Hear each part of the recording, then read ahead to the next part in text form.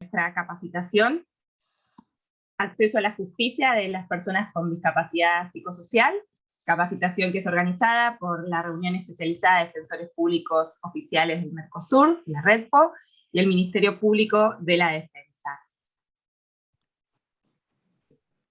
Antes de comenzar, queremos reiterar algunas pautas de uso y convivencia del Zoom. Les pedimos, por favor, mantener apagados los micrófonos durante toda la capacitación y, en la medida de sus posibilidades, las cámaras encendidas. Al final de las disertaciones vamos a abrir un espacio de preguntas que les pedimos que formulen por el chat, y si van dirigidas a un expositor o expositor en particular, por favor, les pedimos que lo individualicen también. No es necesario que coloquen sus datos personales en el chat. Para la asistencia les pedimos completar el formulario que vamos a estar compartiendo. Hacen clic allí en el enlace, completan el formulario, con que lo completen una sola vez también es suficiente. Los certificados de la capacitación se van a entregar al término de los 4 eventos, y recuerden que van a ser extendidos a quienes hayan participado en 3 de los 4 encuentros, es decir, que reúnan el 75% del presentismo. Ahora sí, dicho esto, damos formal inicio a este segundo encuentro.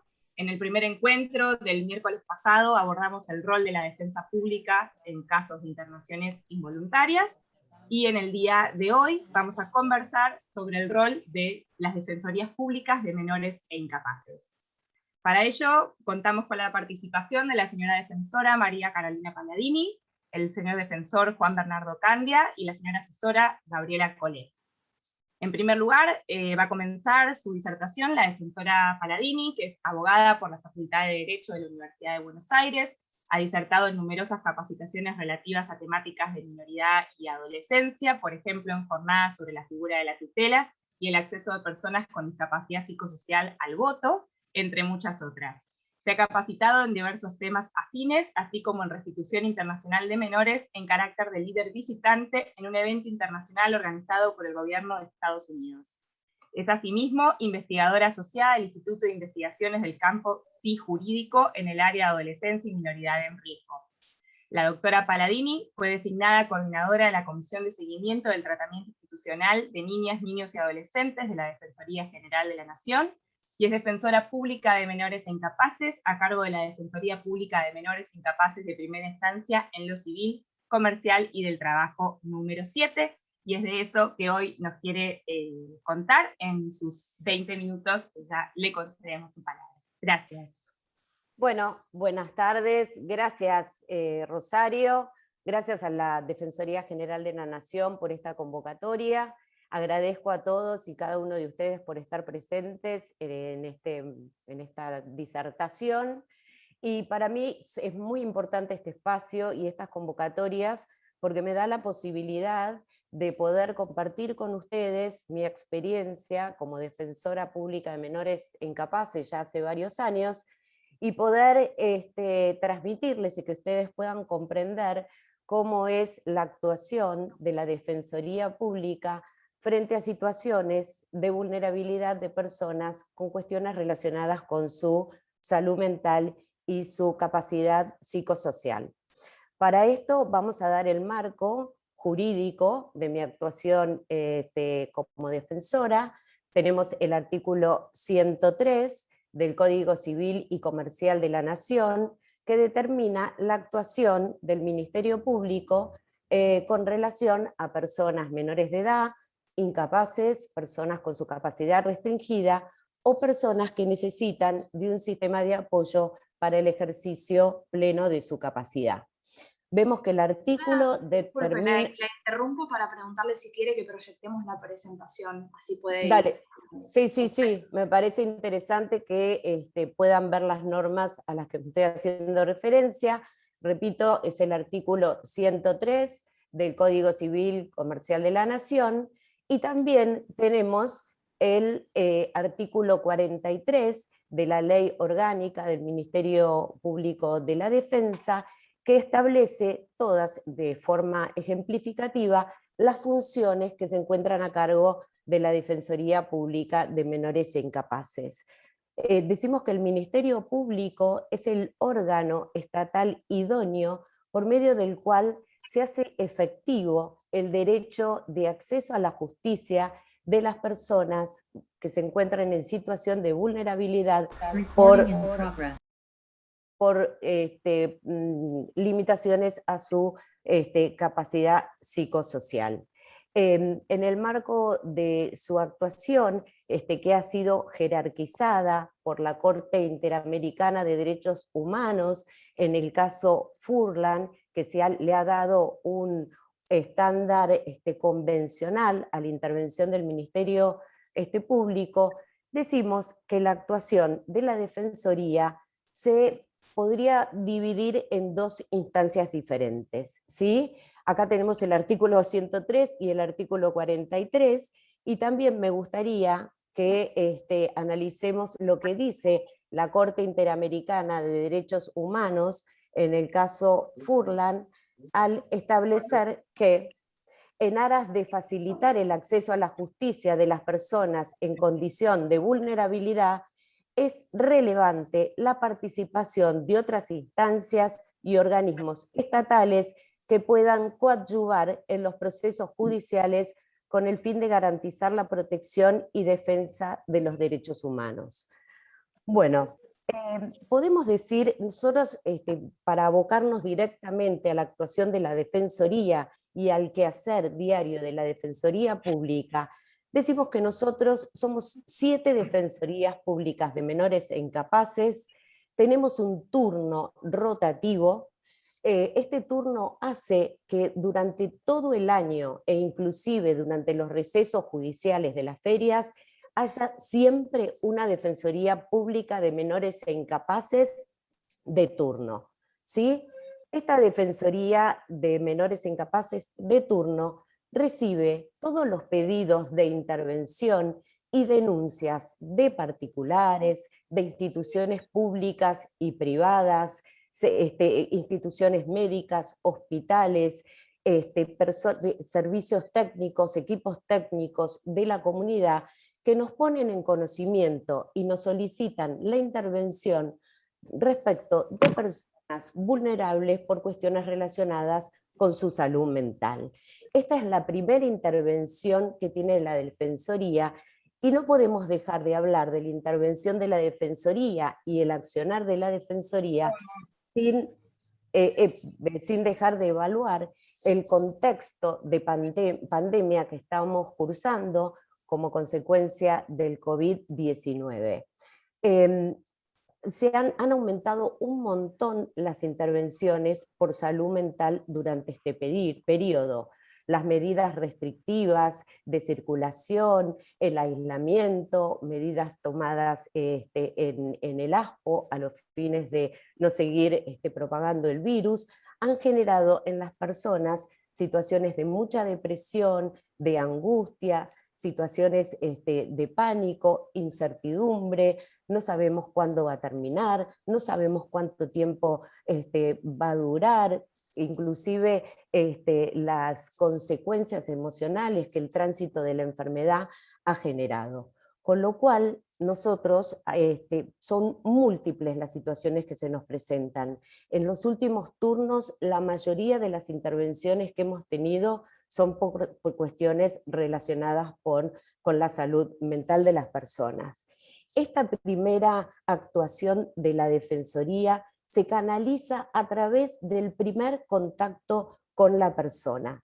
¿Sí? Desde la Defensoría se toma contacto inclusive con la persona denunciante, se toma contacto con la persona que se encontraría en situación de vulnerabilidad y se hace un primer acercamiento integral.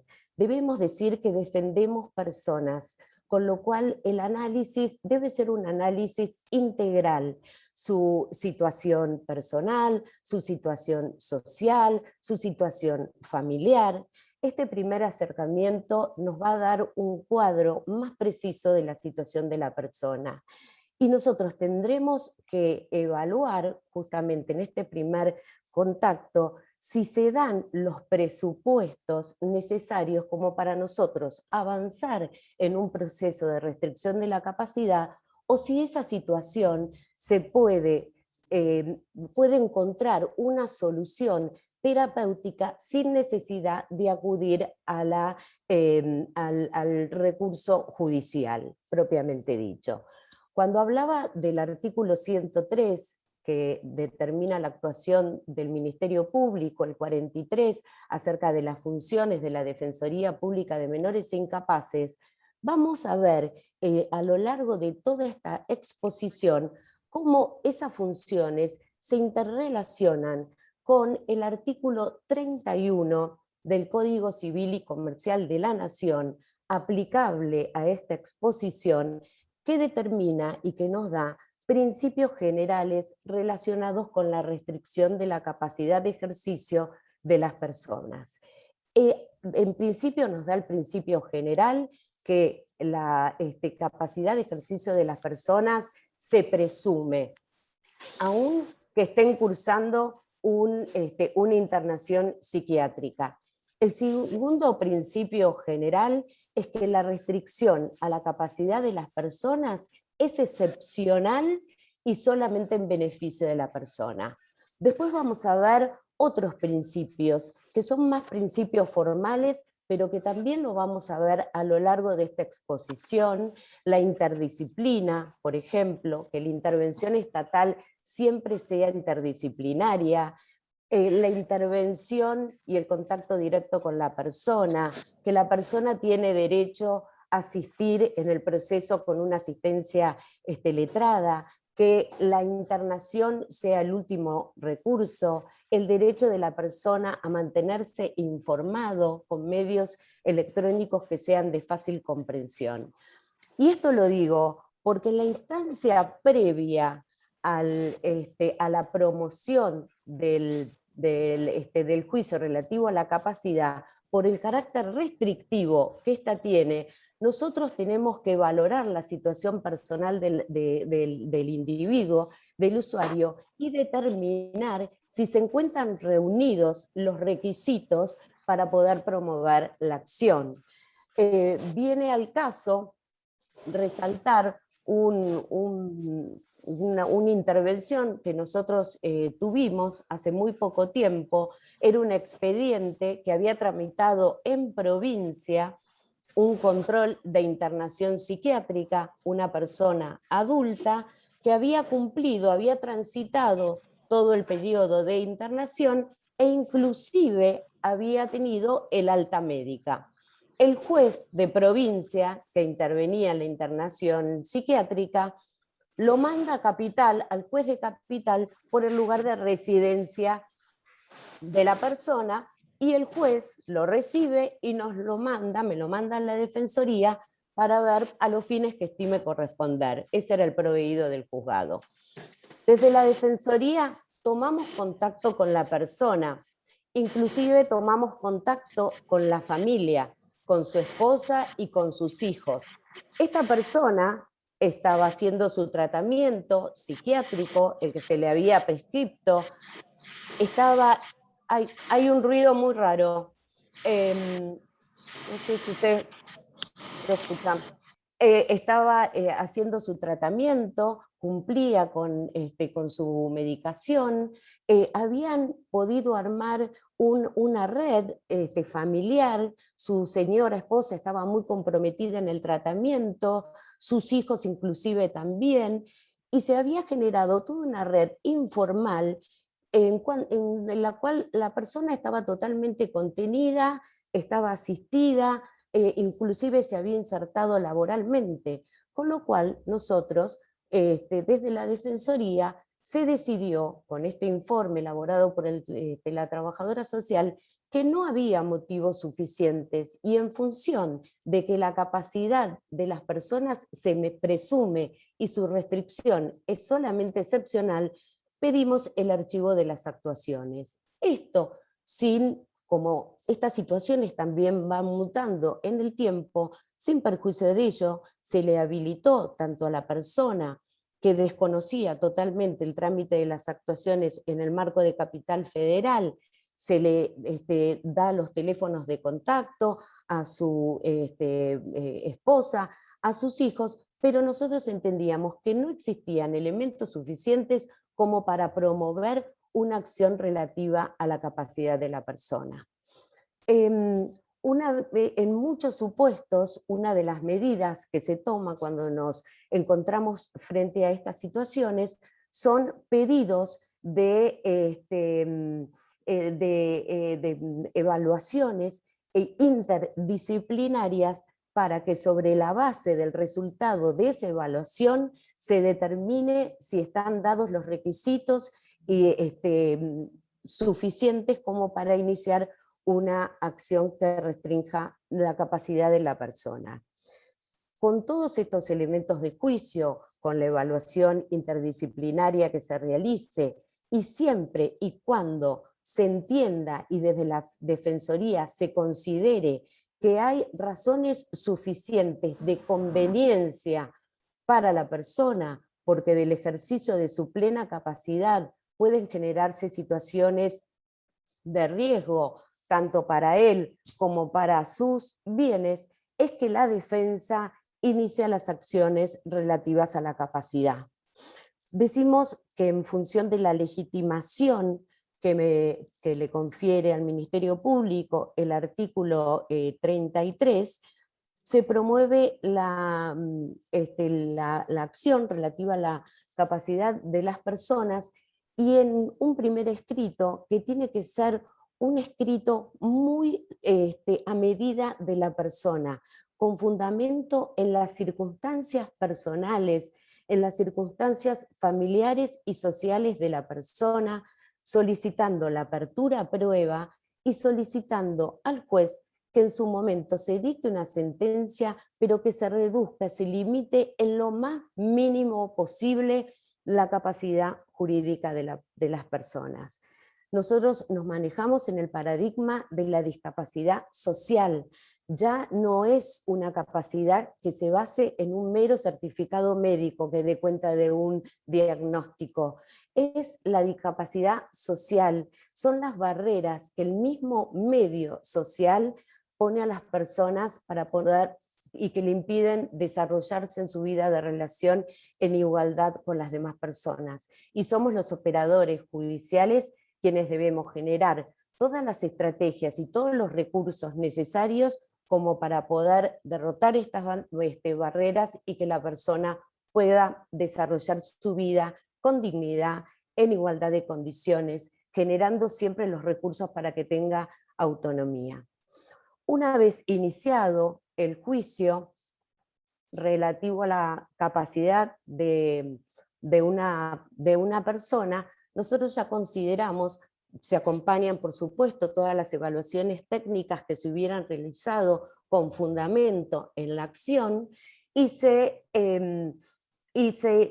solicita puntualmente, como dije antes, que se cite a la persona en el proceso, que se realice como prueba una nueva evaluación interdisciplinaria en los términos de la Ley de Salud Mental, que se indiquen cada uno de los actos que se podrían llegar a limitar en una sentencia posterior.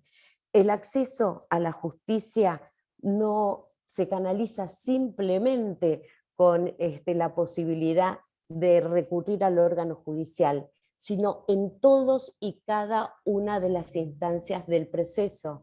Ha dicho la Corte que, teniendo en cuenta el objetivo de esta acción, que no es nada menos con una entidad como es la de restringir la capacidad de una persona, se deben agotar y se debe observar mucho que se cumplan acabadamente el derecho de defensa de la persona y el debido proceso legal en todas las instancias. La persona, el usuario, es parte en el proceso, y ahora van a ver cómo se dan todos los principios que, si bien surgían del artículo 31 del Código Civil, el Código Civil también desarrolla en el resto del articulado. El acceso a la justicia, que está consagrado en el artículo 18 de la Constitución Nacional, en el artículo 13 de la Convención de los Derechos de las Personas con Discapacidad, es garantía y debe cumplirse de manera acabada, porque estamos tratando de personas que por su propia vulnerabilidad, por encontrarse con ciertas limitaciones a su capacidad psicosocial, deben garantizarse de la mayor manera posible. Dentro ya del proceso relativo a la capacidad, tenemos principios que deben ser resguardados y derechos que deben ser efectivamente respetados. Tenemos el derecho de la persona a presentarse con su asistencia letrada. A veces estos derechos, en el marco de garantizar de la mayor manera posible su derecho de defensa, pueden coexistir. Tenemos, por ejemplo, el caso de una persona que se presentaba con su abogado patrocinante y que pretendía también que este abogado ejerciera en la función de defensa técnica durante el proceso. Nosotros entendemos que en aras de garantizar de la manera más efectiva el derecho de defensa, esta función debió desdoblarse, no cercenando el derecho de la persona en la expresión de voluntad de elección de un letrado patrocinante, pero sí que la defensa de la capacidad jurídica de la persona en el transcurso del proceso sea realizada por el curador, en este caso el defensor público curador, como órgano especializado e imparcial. En este caso, pudieron coexistir los dos derechos. Por una parte, el derecho de la persona a elegir su abogado, y por otra parte, la intervención del curador como órgano especializado para la defensa de su capacidad jurídica. Un principio que a mí me parece muy importante compartir con ustedes es el del contacto directo, es el principio de inmediatez, y dentro del principio de inmediatez, el contacto directo con la persona, el derecho de la persona a ser oído, no solamente en el artículo 35, cuando se estipula con carácter previo a la sentencia, sino en todos los casos en donde haya que tomar alguna decisión que lo involucre.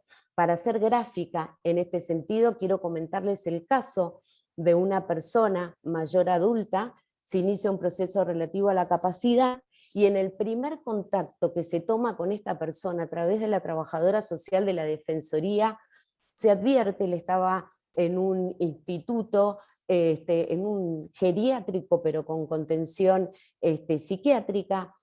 En el primer contacto que se tiene con la persona, se pudo vislumbrar que si bien él había prestado conformidad en su momento para ingresar a la institución conjuntamente con su hija, ambos habían firmado todos los formularios previos al ingreso, se advertía que de su discurso aparecía como algo relacionado a que sí había prestado conformidad en ese momento, porque entendía que era la mejor solución, porque no quería entorpecer o generar conflictos en la familia de su hija, que vivía lejos, que tenía sus hijos chiquitos, bla, bla, bla.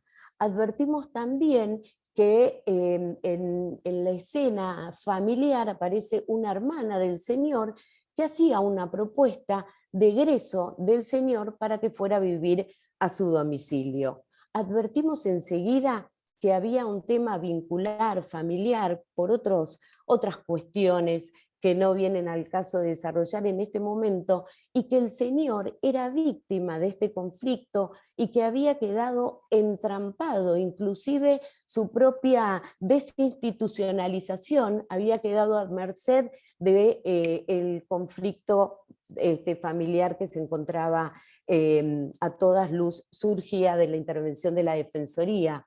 Es así como después de mucho trabajar esto, se pidió un informe interdisciplinario a la institución en donde se encontraba alojado la persona, el usuario, y enseguida logramos tener un informe que dijera que sí, que terapéuticamente esta persona, siempre que se organizara un recurso terapéutico, podía egresar, podía vivir con su hermana, yo lo planteo en el expediente, el juez a cargo, me dice que tratándose de una internación voluntaria, el señor podía retirarse de la institución, que el juez no se iba a expedir respecto de este punto, pero yo entendí que como defensora tenía que ir por más, porque si dejábamos a merced de la familia la posible egreso de esta persona, la institucionalización se iba a prolongar, sin duda. Pedí la Perdón, audiencia de defensora, estamos sobre los 20 minutitos, si quiere redondear. Ya Gracias. termino para redondear esto, pedí la audiencia del artículo 35, estaba presente la persona, por supuesto, la hermana, la madre, e inclusive el plus de garantía para llegar esto a buen puerto fue la citación de la obra social con un representante que pudiera comprometerse a gestionar los recursos necesarios para que el señor pudiera egresar con su familia. Así fue, y yo les quiero leer rápidamente, Rosario, el último informe de contacto de la trabajadora social de la Defensoría con la hermana de mi defendido. Habla con su hermana, quien refiere que su hermana se encuentra bien, adaptándose a su nueva cotidianeidad de a poco. Expresa que la institucionalización prolongada que tuvo generó mayores grados de dependencia para las actividades de la vida diaria, cuestiones que vienen abordando con muy buenos resultados. Aclara que tiene sus días con altibajos, pero que está muy contento de vivir nuevamente con su familia. Comenta que está trabajando la caligrafía, que está saliendo a caminar, hace ejercicios físicos, lo incentivan para que arme su cama, se bañe y se vista solo, se haga el desayuno y colabore con la preparación de los alimentos. Aprendió Netflix. Agrega que durante los fines de semana salen a pasear con el auto, siendo un momento muy agradable, dado que hacía mucho tiempo que no veía la ciudad desde la afuera. Traigo a colación esto porque debemos analizar también la institucionalización como último recurso. Cómo esta persona, a partir de su inserción nuevamente en el grupo familiar, fue activando y desarrollando su autonomía, sus capacidades, y bueno, a esto debemos apuntar todos los operadores judiciales, al respeto de la autonomía, de sus propias capacidades, su inclusión en la sociedad. Y con esto termino con una última frase que me gustaría poder leer de Paulo Freire, un filósofo brasilero, que dice: el respeto a la autonomía y a la dignidad de cada uno es un imperativo ético y no un favor que podemos o no concedernos unos a los otros. Muchas gracias y un saludo grande a todos. Bueno, muchísimas gracias a usted, la verdad interesantísimo, una pena tener que cortar, pero bueno, ahí ya hay en el chat un montón de preguntas que después retomaremos sobre el final. Pasamos ahora a la exposición del doctor Candia. El doctor Candia es abogado por la Facultad de Derecho de la Universidad de Buenos Aires, realizó la carrera de especialización en familia en la Universidad Católica Argentina, y cursó la maestría en Derecho Civil Constitucionalizado en la Universidad de Palermo. Fue docente en la Facultad de Derecho de la Universidad de Buenos Aires y de la Universidad de Flores, y realizó publicaciones afines a su trayectoria en el MPD. Se desempeña como defensor público de menores e incapaces a cargo de la Defensoría Pública de Menores e Incapaces de Primera Instancia en lo civil, comercial y del trabajo número 1. Doctor Candia, lo escuchamos. Hola, ¿qué tal? Buenas tardes a todas, a todos. Bueno, voy a intentar no repetir, pero con Carolina, yo fui secretario de Carolina muchísimos años y recién soy un Nobel Defensor Público de Menores Incapaces porque asumí recién ahora en diciembre. Así que mi experiencia va a estar muy asociada a la experiencia que contó Carolina, porque, insisto, trabajamos mucho tiempo juntos. Y voy a intentar de no aburrirlos, pero mostrar una faz quizás más teórica de lo que estaba presentando Carolina, y también hacer algunas dejar algunas preguntas que yo mismo me hago sistemáticamente, ya trabajando con Carolina como secretario y defensor coadyuvante, y también ahora como defensor. Así que voy a intentar compartir el Power.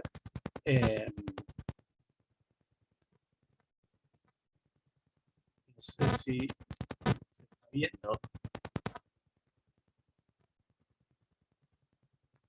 ¿Se está viendo algo o no? Sí, lo vemos. Perfecto. Entonces ahora me queda a mí.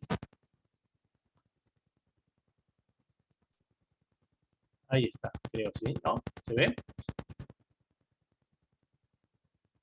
Perfecto.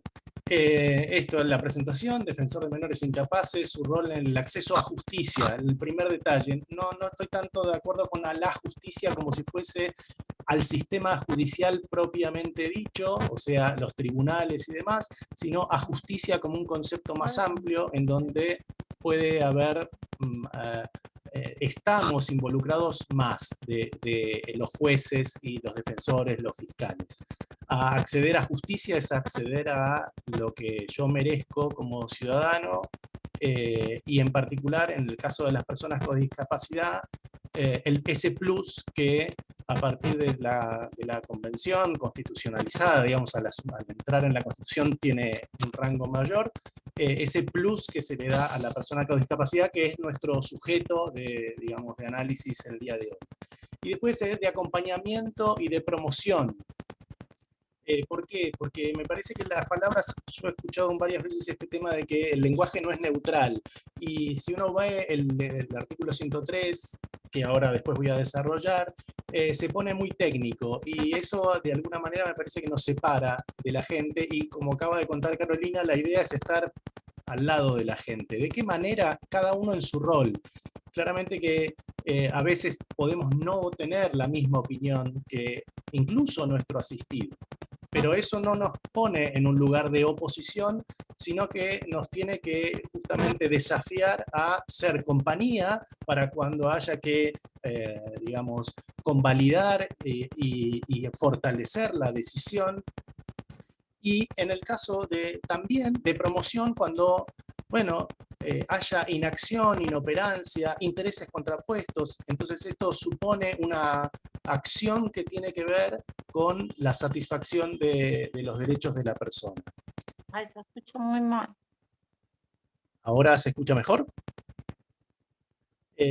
Bueno, esta es una estatua de Rodin que se llama La Defensa, y yo quisiera que focalicen básicamente en los dos componentes. El defendido sería, y el defensor. El elemento alado es el defensor o la defensora, y el sujeto que está retorciéndose es el defendido. Bueno, yo con respecto al defendido quisiera que focalicemos viendo desde esta perspectiva. El defendido... Perdón, lo interrumpo un momento. Me parece que ahí es una interferencia que viene de su conexión o de los auriculares, o por ahí está el teléfono cerca. Se escucha como una interferencia. ¿No se escucha nada? Sí, sí, se lo escucha, pero con ese ruido por encima, digamos. No sé cómo solucionarlo. A ver, ¿sin auriculares puede? No. No, porque no escucharía yo lo que estoy diciendo. Bueno, adelante entonces. Bueno, se escucha. Perdón esta dificultad. No, por favor. Bueno, en este punto volvemos a la imagen rápidamente. Quiero que veamos al defendido en la imagen, que tiene fortaleza, porque no es una persona esmirriada, flaca, escuálida, es una persona que tiene músculos desarrollados, más allá del momento histórico en donde el autor o el artista hace esta obra, en donde el clasicismo y demás, pero me parece que es algo importante, o al menos para mí me resulta importante tener siempre presente las fortalezas de mi defendido. Y esto tiene que ver con lo que estaba señalando Carolina acerca de intentar restringir lo menos posible, ver cuáles son sus capacidades residuales conservadas, que eso es lo que de alguna manera protegemos, de eso es lo que defendemos. Enarbolar eso, digamos, su capacidad residual conservada, porque de hecho es va a ser objetivo en el marco de un juicio de restricción de capacidad, por ejemplo, que cuenta con dificultades en el orden del discernimiento, pero sin embargo tiene otras, seguramente tiene muchas otras ganancias, muchas otras fortalezas que deben ser cuidadas, respetadas y hasta sobre ellas apoyarse para lograr esa autonomía final o la expectativa de autonomía mayor, que es lo que se busca. Y en el caso del sujeto alado, la defensa, el defensor, la defensora, bueno, dos cosas. Una, está sin armas, no tiene nada, tiene sus propias manos, sus brazos. Y a veces nos encontramos en el plano de lo estructural, de lo institucional, no solamente interno, tenemos nuestras deficiencias seguramente, pero sino con a veces la falta de recursos. Lo que estaba contando Carolina acerca de la institucionalización y demás, eso también es una manera de falta de recursos, porque no se nos cae una idea acerca de una propuesta diferente para la persona y lo que necesita. Entonces ese estar inermes es una realidad, pero no nos impide, como lo hace la imagen, ejercer la defensa. Y el otro punto que quiero o me gustaría que focalicen, eso es mi idea, es un personaje alado, o sea, pareciera que es muy hasta aspiracional, tiene como si no existiera, pero es de verdad, existe. Tanto existe que su ala está rota, está doblada, y eso muestra que, al menos a mí me convoca a pensar en cuáles son nuestras debilidades en el ejercicio. Y a veces nuestras debilidades son nuestros propios sistemas de creencia. También en el marco del ejercicio de la función tenemos que disputarnos acerca de cuál es nuestro sistema de creencias y cuál es nuestra función específica. Así que los dejo con Rodán. El defensor de menores incapaces, la defensora de menores incapaces está inscripta en el marco de la defensa pública, y por eso puse esta filmina, porque no estamos ajenos de la defensa pública, estamos adentro de la defensa pública. Y en este punto ha tenido una evolución la defensa pública. Lo que quiero mostrar aquí es esto, desde un principio una indiferenciación con el Poder Judicial. Poder Judicial, Ministerio Público era exactamente lo mismo. Una reforma constitucional posterior habla de que era parte del Poder Ejecutivo y parte del Poder Judicial, circunstancia que duró hasta hace muchísimo tiempo. De hecho, recién en la reforma del 94 da esta autonomía del 120, y la cita de Ferrara, quise resaltar esto, o sea, no estamos necesariamente en contra, no es un tema de antinomias, sino básicamente de cada cual ocupar su rol. Y entonces para eso es necesario tener independencia y ser conscientes de esa independencia. En particular, respecto del defensor o defensora de menores incapaces, me gustaría ver también o mostrarles este tema de lo evolutivo y pensar que en esto, que en la génesis, en alguna medida había respuesta o estaba lo que yo llamo el ADN del defensor de menores incapaces, que tiene que ver con esto, digamos, participar en la vida de las personas que tienen ciertas vulnerabilidades. Las nuestras son vulnerabilidades, al menos las que están definidas para el defensor de menores incapaces, es una vulnerabilidad tasada, ¿sí? Los menores de edad y las personas con restricción de capacidad iniciada, con juicio y demás.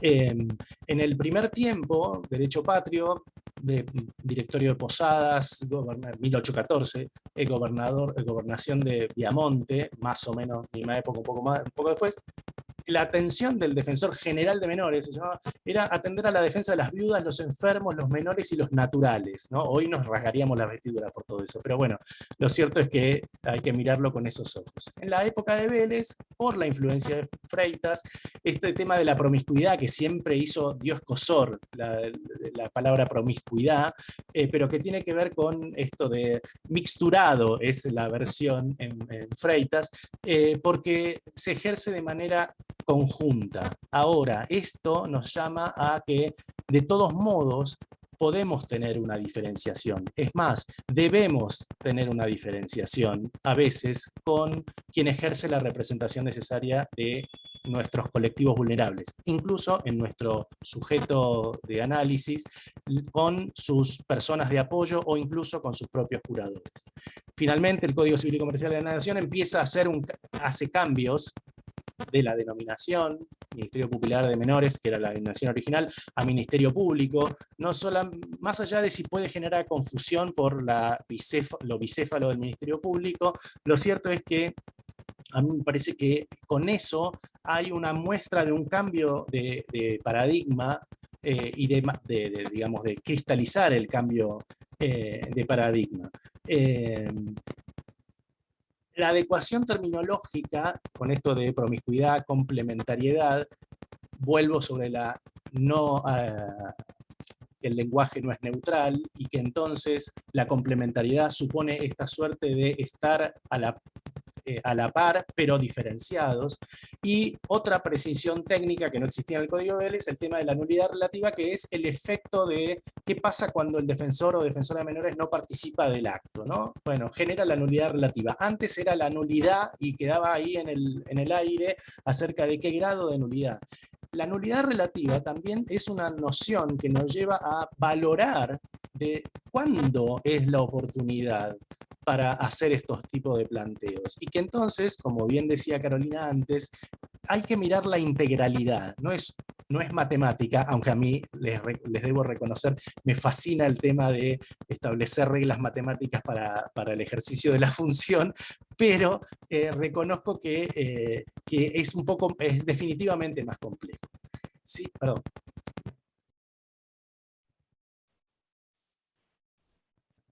En cuanto a las funciones, yo creo que hay que diferenciarlas entre tres. Algo habló Carolina antes: el acceso a los vulnerables ya está en el marco del artículo 1 de la Ley del Ministerio Público Nacional, está explicitado eso, y Furlan vino antes, pero en términos de tiempo, a esta ley, pero viene a refrendar esta idea de herramienta esencial para enfrentar la vulnerabilidad, más las reglas de Brasilia. Digo, no puede estar discutido el hecho de que somos una de las puertas de acceso a los vulnerables.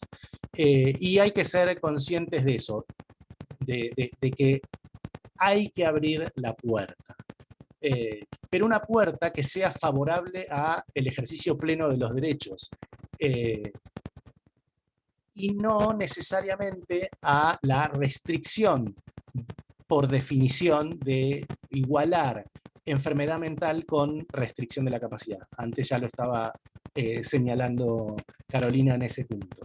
De todos modos, esta situación, cómo operamos para el acceso, empieza, en cuanto a la práctica, a veces a generar tensión acerca de cuándo habilitamos determinado juicio de capacidad y cuándo no. Las circunstancias de hecho califican definitivamente la decisión. Y en este punto voy al apartado B, que habla de la garantía. O sea, somos una de las partes que garantiza derechos a las personas, en este caso las personas con discapacidad psicosocial. El artículo 12 claramente se refiere de la Convención de las Personas con Discapacidad, se refiere a eso. Yo lo que quiero marcarles es este punto, el dilema que al menos a mí se me plantea, y voy a contarles cómo de alguna manera la resolví. De la observación número 1 del comité que generó la Convención de las Personas con Discapacidad, que básicamente trata la cuestión de la voluntad y preferencia de la persona, es el criterio que hay que tomar para la adopción o para la decisión sobre ellas. Y la circunstancia de cómo tensiona esto, voluntad y preferencia, frente a las circunstancias de hecho en donde esa voluntad puede estar afectada por el padecimiento, ¿sí? Y que una lectura literal de eso podría provocar peores circunstancias. Por eso aludo a la razonabilidad, que en donde yo debo mirar, al menos esta es mi impresión, esta voluntad y preferencia, llevarla a la máxima expresión, pero que si puesto en juicio la cuestión, veo que esto podría afectar a otros derechos de igual importancia, de la persona, tendría que valorar la mejor opción. ¿Cómo se hace, o al menos cómo yo creo que se hace? Cuando hablo de razonabilidad, hablo de que debe guardar una relación de medio a fin. O sea, no puede haber desproporción, ¿sí? Y esto se materializa en que yo no puedo hacerle cargar a la persona algo mayor a lo que le estoy quitando. El caso fue una persona que tiene un juicio de restricción de capacidad iniciado sin sentencia, está alojada en un establecimiento de salud porque egresó de su domicilio en condiciones, el domicilio estaba en condiciones infrahumanas. Era imposible, una persona con síndrome de Diógenes, estaba todo sucio, lleno de bichos, era imposible, de hecho el relato es que era imposible entrar sin taparse la nariz o sin cubrirse porque era nauseabundo.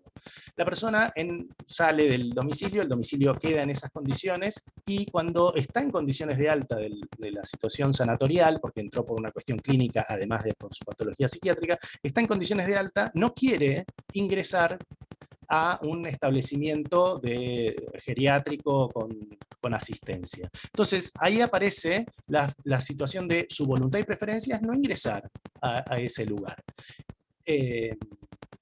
La defensora pública curadora pide autorizaciones, la defensora técnica y extendía sus funciones como curadora de la persona, pide autorización judicial para ir por encima de esa voluntad. Y yo razoné en este sentido, de, bueno, si bien la observación número 1 dice que la voluntad y preferencia es lo que debe primar, la circunstancia que si yo sigo la voluntad de la persona, la impondría en una situación peor, tal como violar otros derechos, como es el de la vivienda digna, que está en el mismo rango que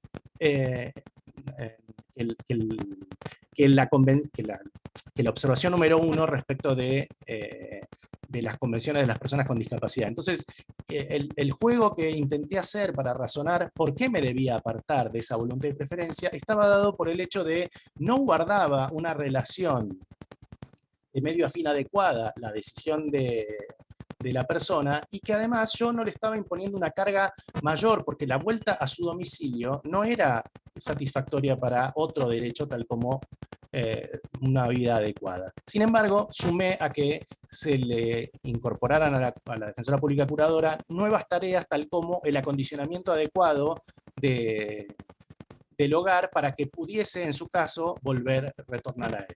Finalmente, el tema del control, ¿por qué los defensores públicos y defensoras públicas tienen una tarea de control? Porque, según Carneluti, hay un interés público trascendente. Parece que no podemos confiar en las decisiones que toman. Y ahí a mí me hace muchísimo ruido, porque aparece esta noción de paternalismo, ya sea básicamente perfeccionista, en donde creemos que la gente debe comportarse de una determinada forma, debe hacer determinada cosa, debe cumplir determinadas pautas. Y tenemos también en tándem esta noción de la prohibición de la injerencia arbitraria del Estado en la vida de las personas, nuestro artículo 19, entonces, que está en otras convenciones internacionales también. Entonces, si a esta suerte de paternalismo, en el sentido perfeccionista, le sumamos que el Estado no debe arbitrariamente meterse en la vida, o sea, no puede decidir por la persona, nos encontramos con la noción de esto, del paternalismo justificado, que lo que tiene básicamente dos pilares.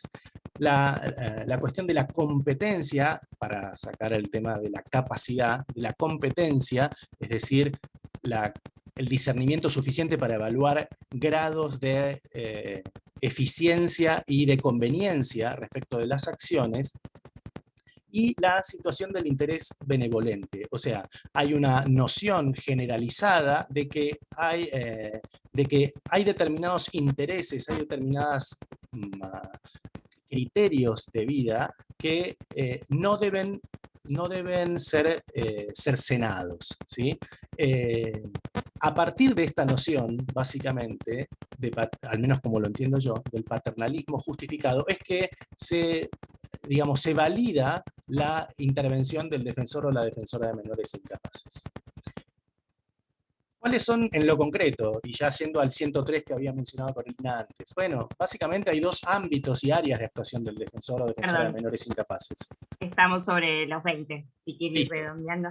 Gracias. Nada, general, es señalarles, es muy esquemático, hay el aspecto judicial, que es el habitual, tanto en procesos individuales, que es lo más habitual, como en procesos colectivos. En esto les sugiero que hay una publicación de la Defensoría General de Carlos Vado que trabaja este punto particular. En estos 4 casos hay distintas formas en que el defensor o defensora de menores incapaces intervino de manera básicamente principal, que ahora voy a ir.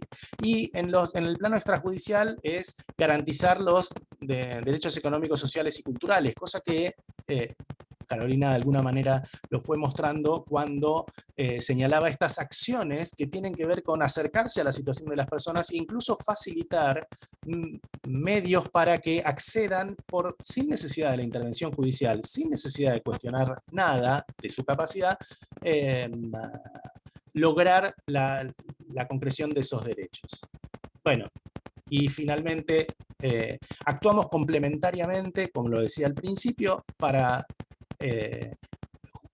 acompañar al representante necesario, pero siempre evaluando esto, la oportunidad, mérito y conveniencia. Hay un tamiz acerca de cuándo es conveniente o no conveniente la postura que está teniendo el representante necesario. Y eso nos lleva a actuar como principales, que si bien es una excepción, bueno, se da por intereses contrapuestos, por inacción de los representantes necesarios o por la inexistencia, aún en la persona con restricción, con discapacidad, en donde, bueno, la manera es o actuar rápidamente porque la circunstancia urgente nos obliga, y también cuando los factores sociales hacen que el representante necesario no pueda hacerlo. Piensen en las personas vulnerables socioeconómicamente. Estos son en términos de números, solamente no es para dramatizar, pero representan un 27% las cuestiones de capacidad dentro del total de la actividad de la Defensoría. Solo para compartir un último video, 1 minuto, que si bien con los que me conocen saben que yo no soy el hijo de Che Guevara, pero me parece interesante el video porque plantea que es posible y que es necesario cambiar reglas. Yo soy de la opinión de que las reglas se cambian también desde adentro o fundamentalmente desde adentro.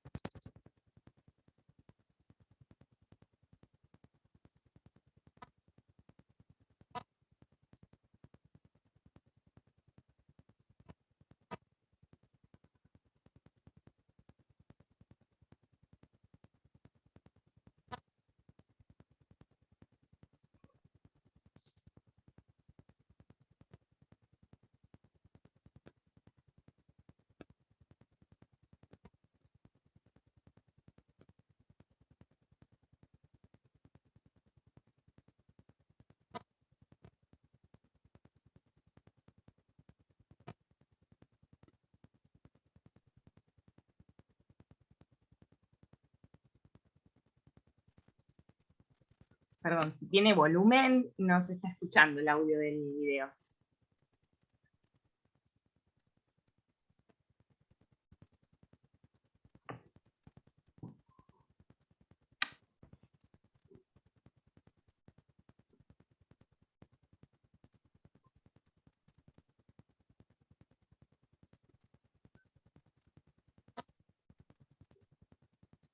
Bueno, me parece que, como dice Tuzán, puede fallar, pensé que iba a salir el volumen, pero bueno, habla de eso, de cambiar las reglas del juego y de que hablamos de todos, pero siempre queda alguien afuera. La idea es eso, tratar de ser conscientes de ese de afuera que queda, y nosotros tenemos una responsabilidad tasada, menores de edad, y en este caso de nuestro curso, personas con restricción de capacidad o que están en proceso de, entonces visibilicémoslo y creativamente cambiemos las reglas desde adentro del sistema. Muchas gracias. Muchas gracias a usted, defensor. Pasamos ahora la palabra a la doctora Gabriela Collet. Ella es abogada y escribana, especialista en Derecho de Familia por la Universidad Nacional de Rosario.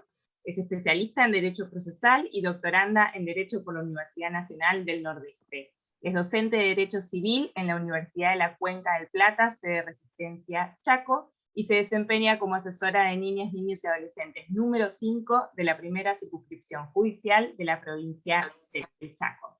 Doctora Colet, la escuchamos.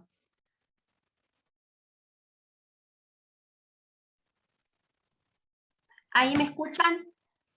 Bueno, buenas tardes a todos y a todas. En la provincia del Chaco, el Ministerio Público de la Defensa se encuentra a partir del año, a fines del año 2013 y efectivamente en 2016 separado del Ministerio Público Fiscal. Y bueno, agradezco, aprovecho esta presentación inicial para agradecer a la Defensora General, Alicia Alcalá, que tuvo la consideración de invitarme a participar en esta capacitación. Bueno, contarles un poquito cómo es la estructura en la provincia del Chaco para comenzar, porque bueno, quienes me han precedido son funcionarios de Buenos Aires y difiere, estuve viendo también en el chat que por ahí había otros colegas que quizás de otras provincias, en donde quizás tenemos las mismas organizaciones en lo que hace el Ministerio Público de la Defensa.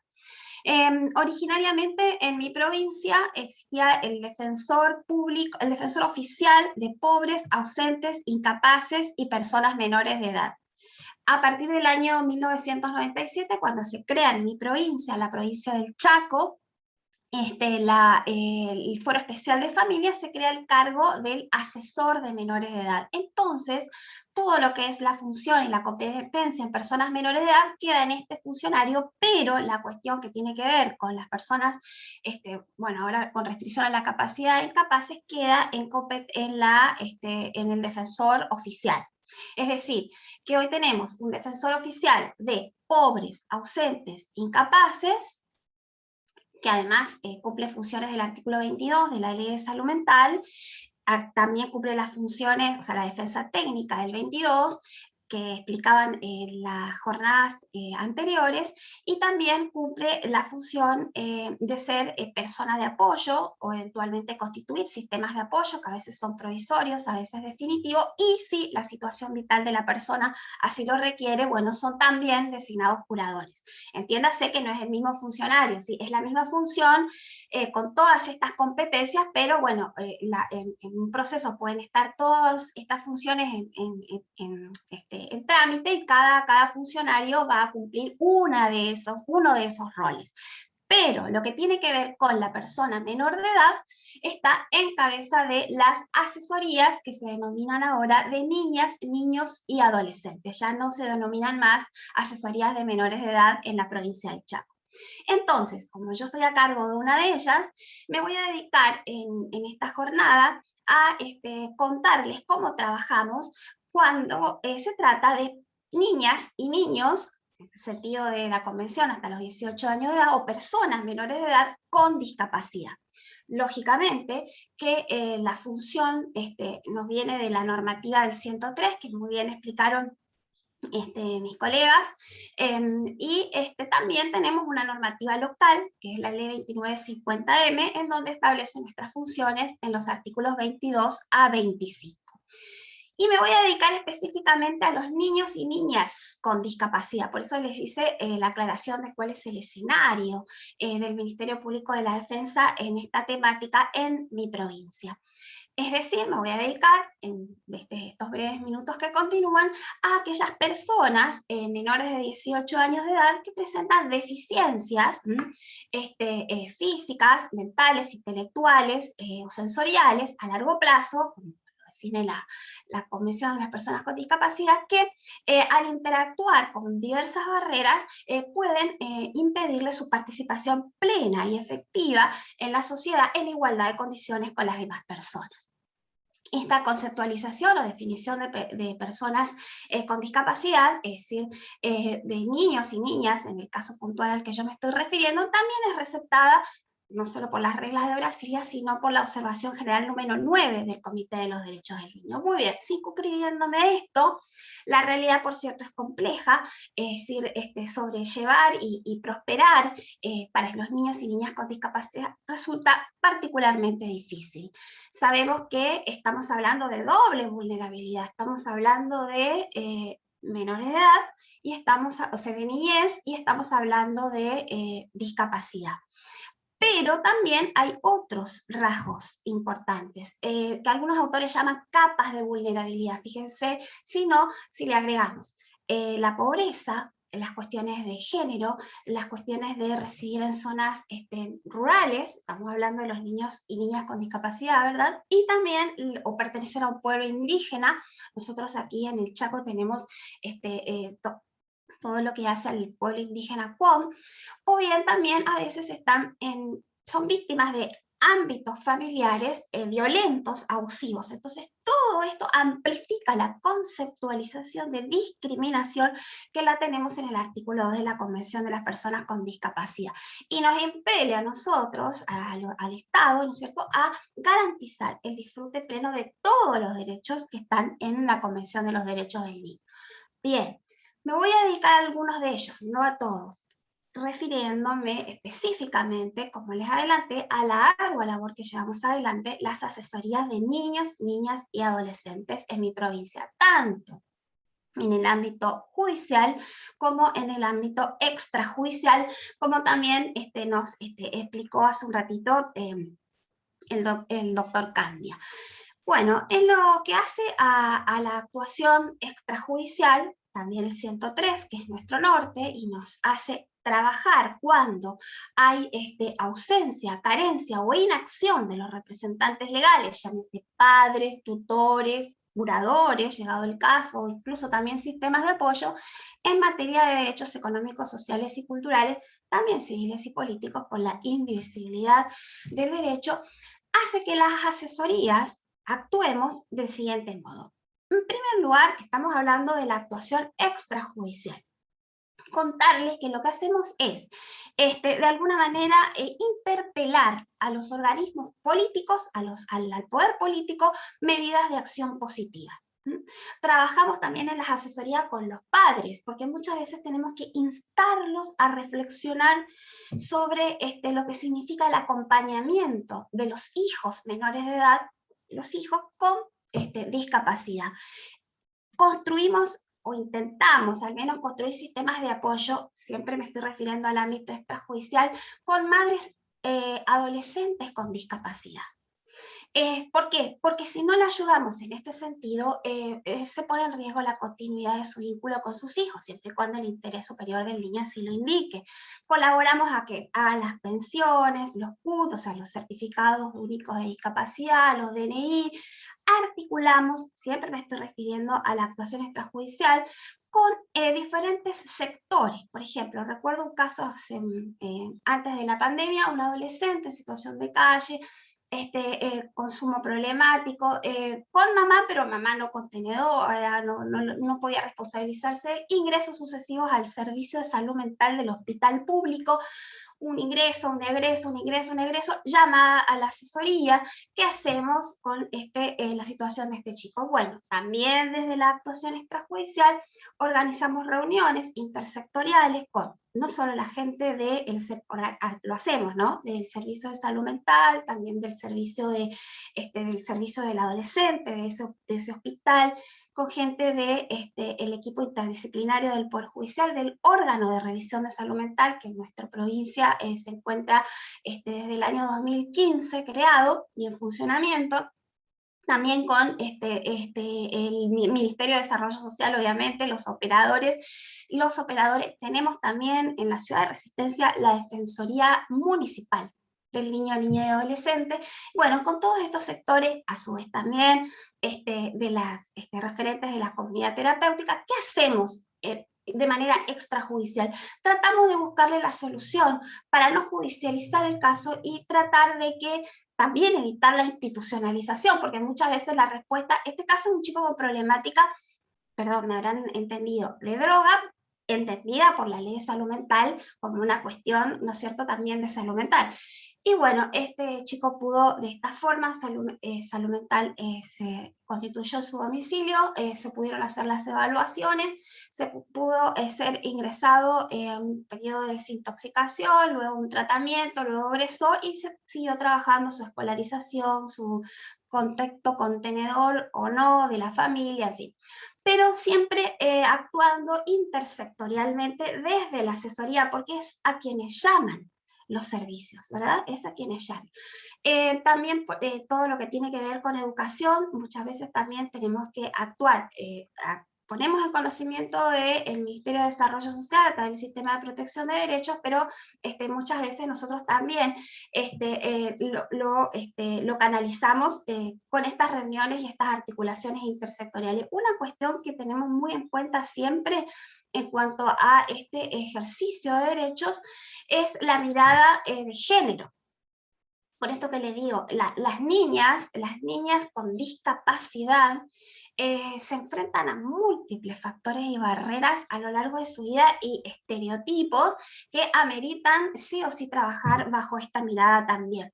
Hacemos conocer todos los programas que existen de derechos de salud, de protección al derecho a la salud, dispositivos, casas de medio camino, como para siempre evitar la judicialización, como ya les dije, de la cuestión de la discapacidad en el contexto que definimos, el modelo social, pero también de la pobreza, porque muchas veces estas capas de vulnerabilidad están todas así, una sobre otra. Bueno, pasamos al ámbito judicial, a la actuación judicial. ¿Qué hacemos en las asesorías de niñas, niñas y adolescentes en el ámbito judicial? Sí o sí tenemos los dos principios rectores que son también sostenidos por el modelo social de la discapacidad y que son la protección del interés superior del niño y la participación del niño en todos los procesos. Esto también lo hablaban mis colegas. Es fundamental que el niño o niña con discapacidad sea escuchado y que su opinión sea tenida en cuenta conforme su capacidad en evolución. La observación general número 12 del Comité de los Derechos del Niño nos dice que esto es una observancia que debe cumplirse aun cuando le sea difícil al niño hacerse oír. Estamos hablando justamente de la discapacidad. Y la otra observación general muy importante es la 14, también del Comité de los Derechos del Niño, que habla del interés superior, que dice que ¿qué tenemos que hacer cuando tenemos un niño con discapacidad? Poner a disposición y utilizar todos los medios de comunicación que fueran posibles para que pueda expresarse, ajustes razonables, proveerles de apoyos para que pueda expresarse, para que así podamos evaluar cuál es su interés superior. Caso contrario, no se puede hacer esto. Entonces, desde la actuación judicial, controlar siempre que esto se esté cumpliendo.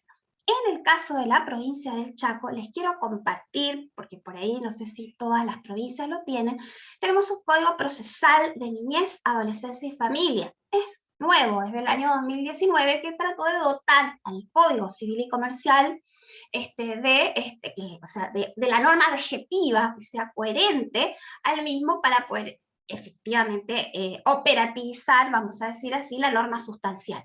En el marco de esto, lo que tiene el Código Procesal de la provincia del Chaco es un artículo que dice así: participación, el artículo 2, inciso 11, de las personas con capacidad restringida, incapaces y niños, niñas y adolescentes en todos los procesos que lo afecten, para su opinión ser tenida en cuenta conforme su discernimiento, su edad, su grado de madurez.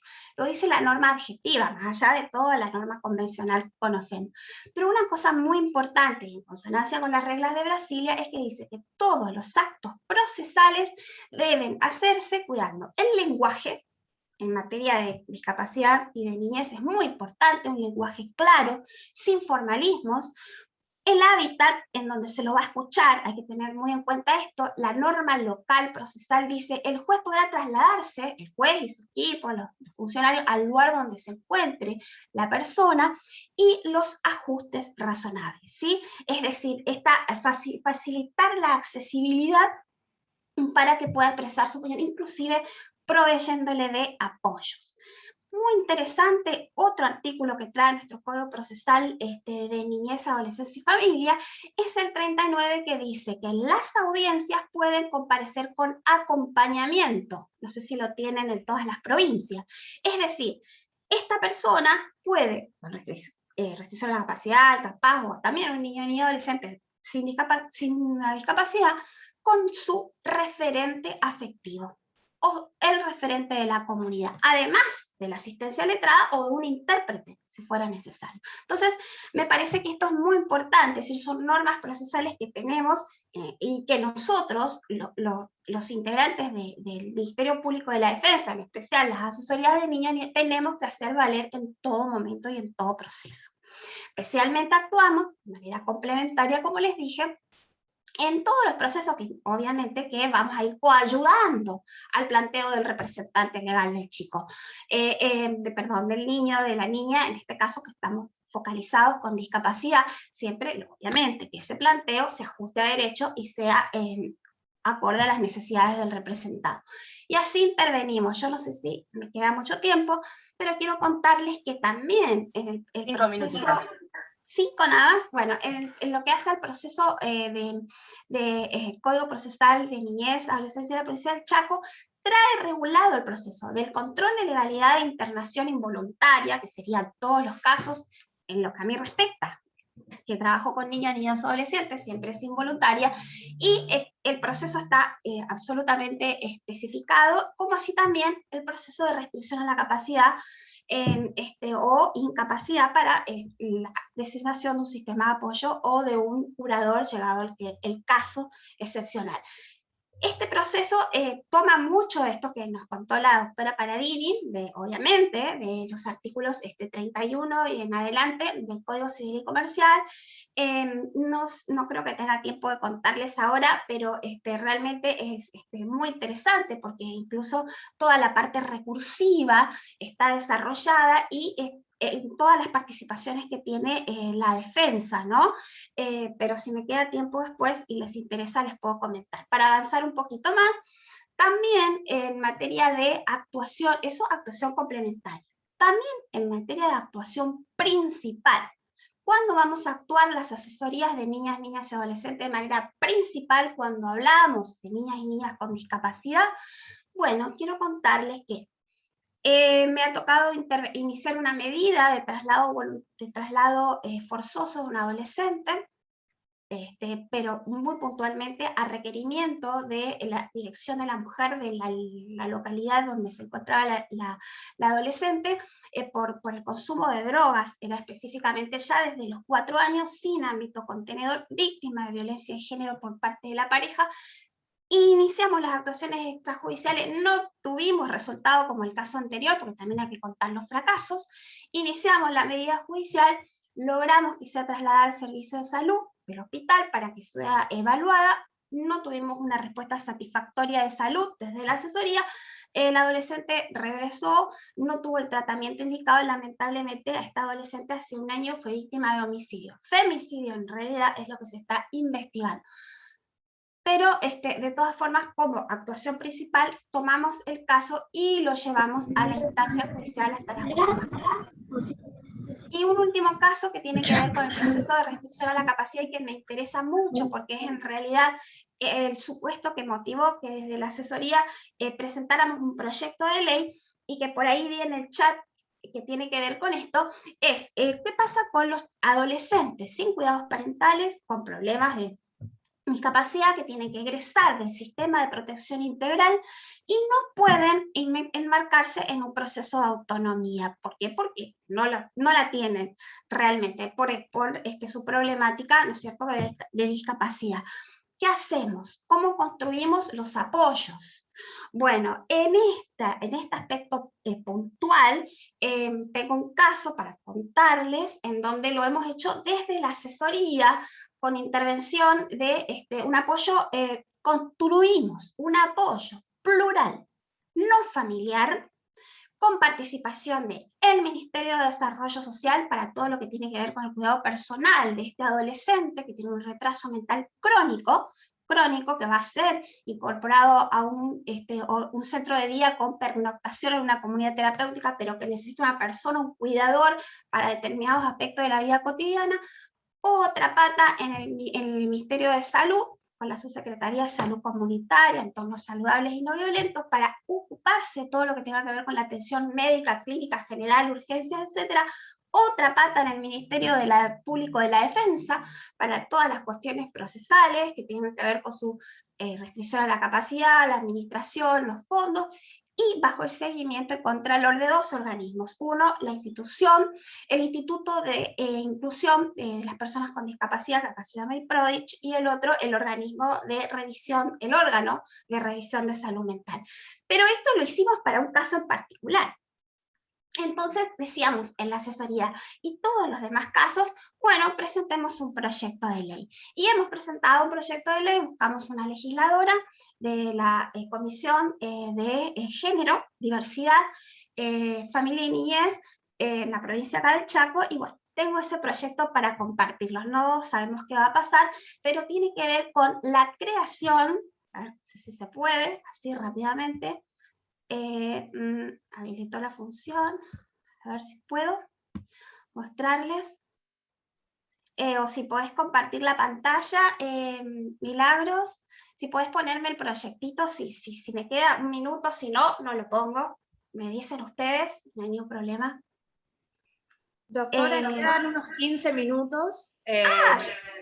Digamos, Yo pensé para que era el momento también para preguntas, pero si usted quiere que proyectemos el proyecto... Y bueno, no sé si los que están escuchando me permiten, yo les comparto este proyecto porque realmente es esto de tratar de buscar soluciones. A ver si se puede compartir por ahí. ¿Ahí se ve? No sé si lo ven todos.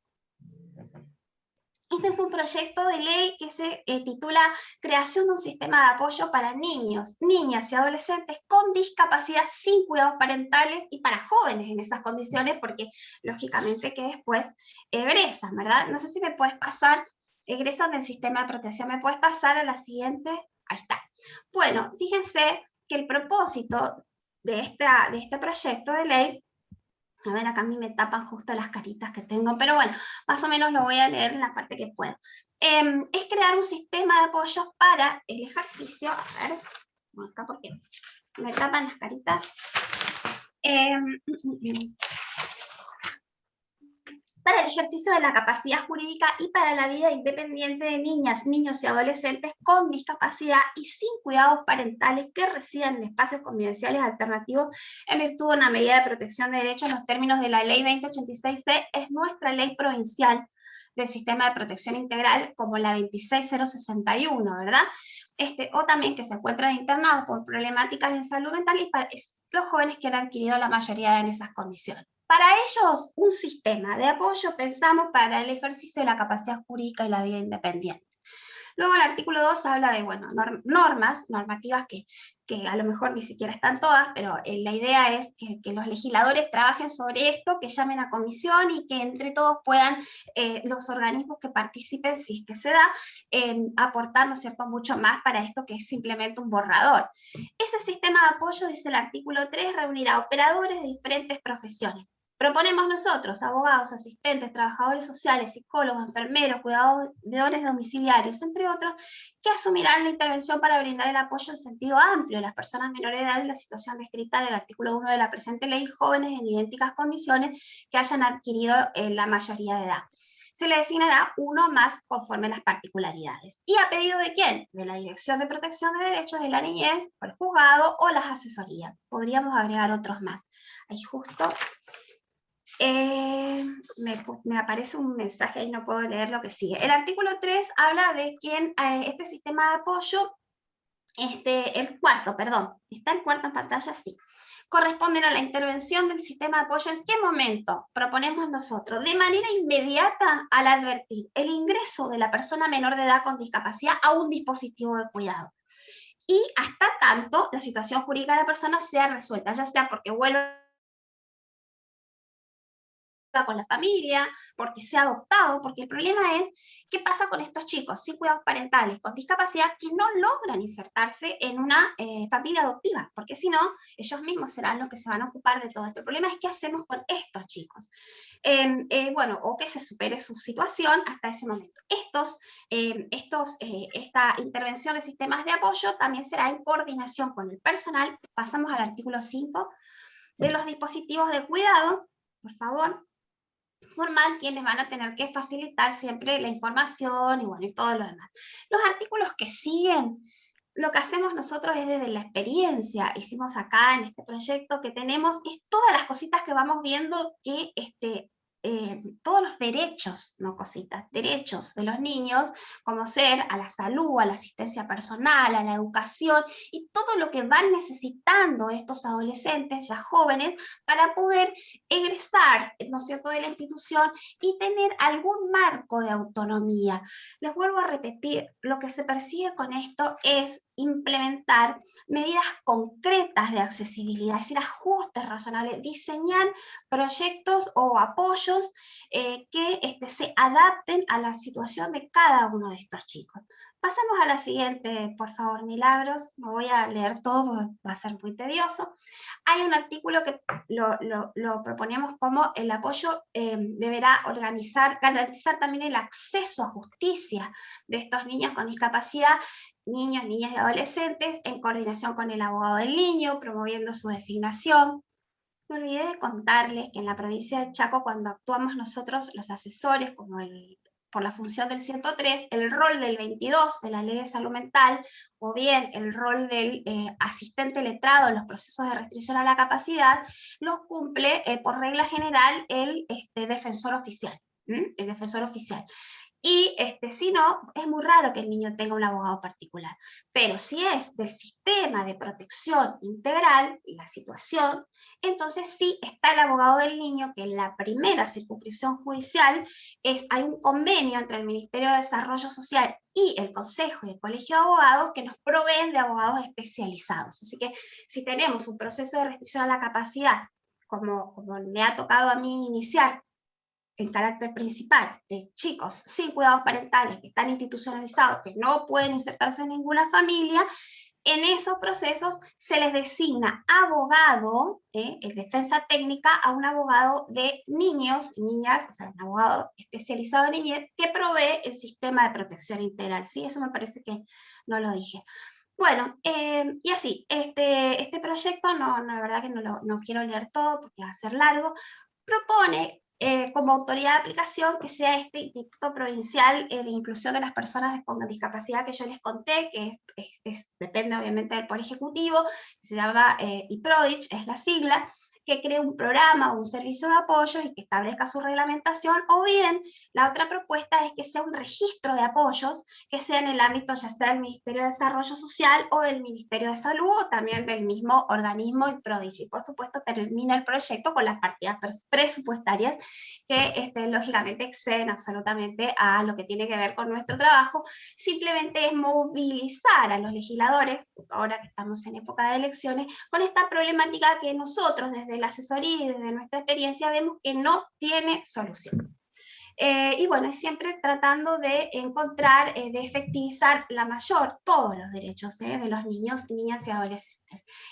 Bueno, ese es mi pequeño aporte. No sé si alguna pregunta. Bueno, muchas gracias, doctora Colef. Sí, hay un montón de comentarios, muchísimo interés con su proyecto, así que ahora seguramente vamos a coordinar para que la información llegue a todos y todas los que están interesados. Nos hemos quedado un poco cortos de tiempo, pero vamos a tratar de todos modos de, aunque sea, incorporar unas o dos preguntas de todas las que ha habido en el chat. Por supuesto hay un montón de felicitaciones, agradecimientos, muchísimo interés. Comienzo con una para la doctora Paladini, que la verdad que es muy útil para conectar las distintas ediciones de este curso, los distintos encuentros del curso. Le consultan si podría delinear la competencia de la Defensoría vinculada a la unidad de letrados del artículo 22, cómo se hace intervención, si es conjunta o no, y unido eso también a las facultades que tiene el órgano de revisión, y si en el caso de la Defensoría de menores e incapaces siempre tienen intervención también en internaciones involuntarias.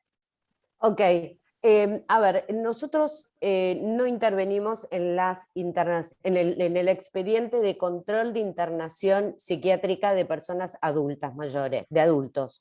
Esto es en función de una resolución de la Defensoría General, que la tengo acá, se las puedo leer, es el anexo 1 de la resolución número 422 del 2011, que expresamente dice, teniendo en cuenta lo dispuesto por los artículos 3, 4, 18, 21, 22, 23, 24 y 25 de la Ley de Salud Mental, en las internaciones de personas mayores de edad con plena capacidad legal y que no se encuentren bajo proceso judicial de cuestionamiento del ejercicio de su capacidad, no está prevista la actuación de los defensores públicos de menores e incapaces, no corresponde en dichos supuestos su intervención de contralor.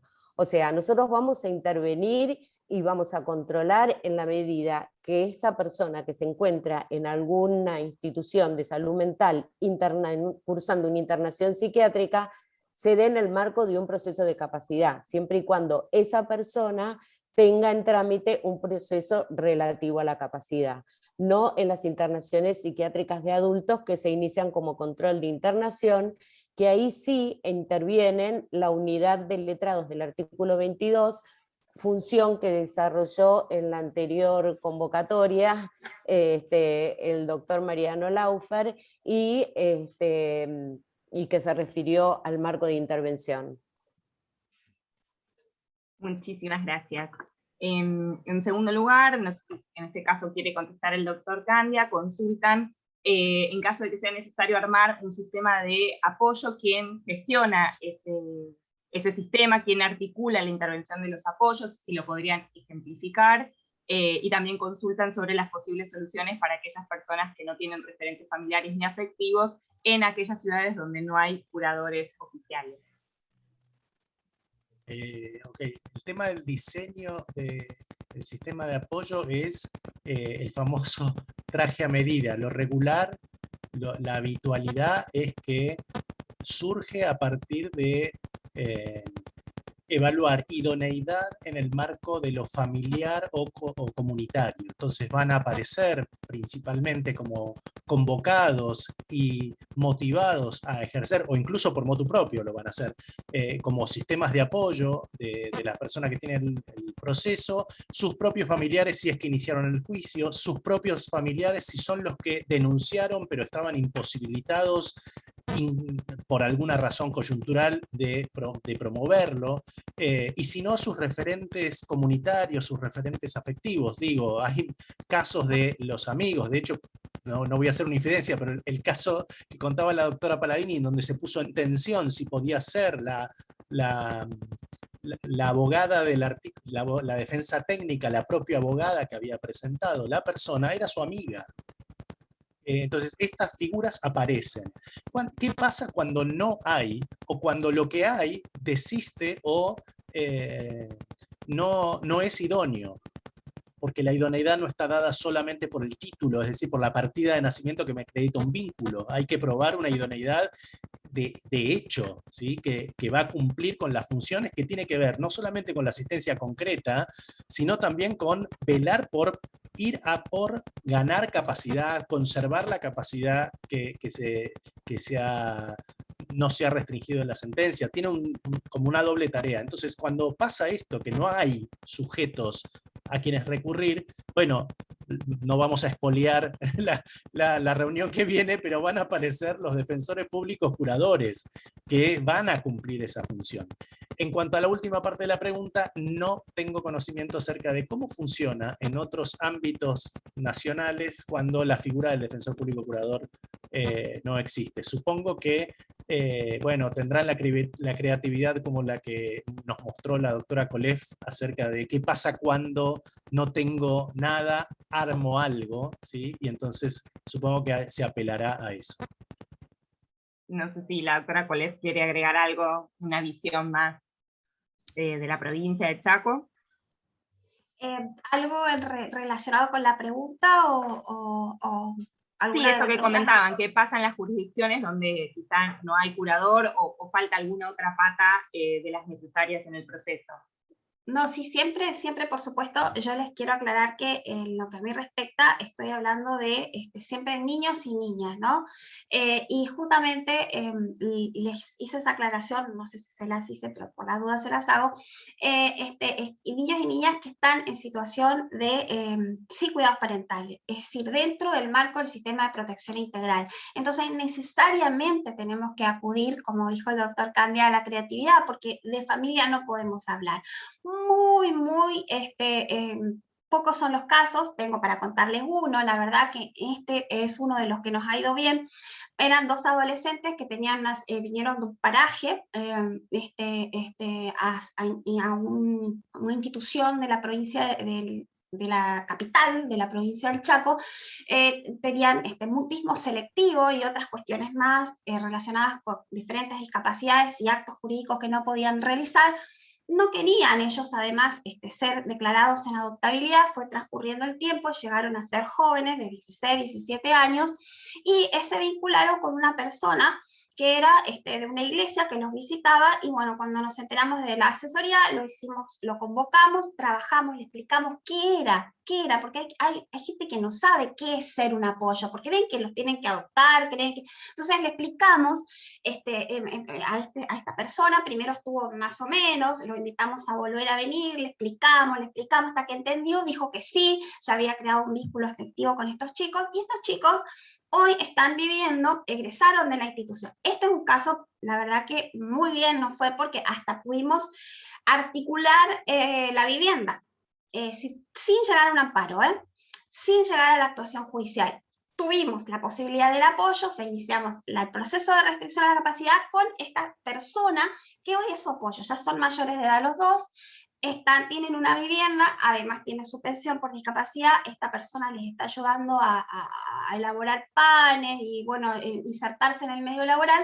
Además egresaron con el PAE, no sé si saben lo que es, el programa de acompañamiento al egreso asistido de las personas que han permanecido en instituciones y que les llega la mayoría de edad y tienen que egresar, pero lógicamente que eso no es para todos, porque tenemos que hablar de una cierta autonomía, es decir, para el otro caso que les conté, en donde hemos planteado toda esta construcción de este sistema de apoyo plural no familiar, no podía ser este joven ya beneficiario del PAE, porque realmente es un retraso mental crónico que, por eso les vuelvo a repetir, necesitaba de vivir en una comunidad terapéutica, en definitiva un centro, una internación.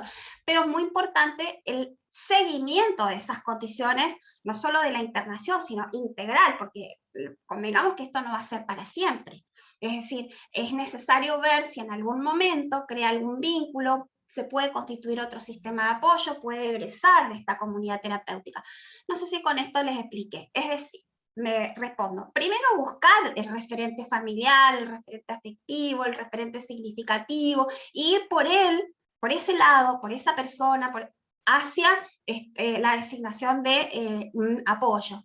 Pero si no hay nada, porque hay muchos casos en donde no hay nada, entonces, bueno, buscar estas otras alternativas que se construyen como un guante a medida, o instar que salga la ley, ¿no es cierto? Y que exista un registro de apoyos, ya sea en el ámbito de quien decida el gobierno, ¿no? Porque esto tiene que ver con el presupuesto también, y bueno, siempre todo tiene que ver con el presupuesto, pero básicamente de esa manera es como nosotros trabajamos. Por eso les vuelvo a repetir, siempre mi competencia es en relación a niños y niñas con discapacidad. Una vez que adquieran la mayoría de edad, ya va al defensor de incapaces el seguimiento posterior. Oficial. Muchísimas gracias, Gabriela, clarísima la respuesta. Bueno, lamentablemente nos hemos quedado sin tiempo, hay un montón de preguntas muy interesantes, pero bueno, quizá podamos abordarlas en algún otro encuentro. Desde ya que agradecemos a las expositoras y al expositor por su tiempo, por su dedicación y por supuesto a todos y todas las presentes.